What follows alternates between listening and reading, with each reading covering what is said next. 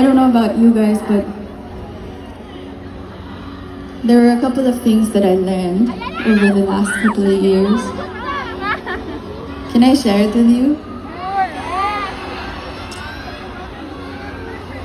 I think if there's anything, I'm not afraid to mess up anymore.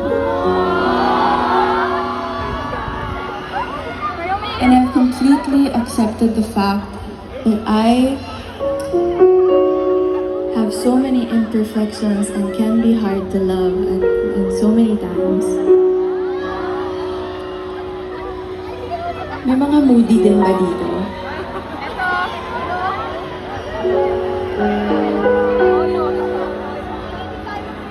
And because I embraced that fact about myself, I feel like I started living a little more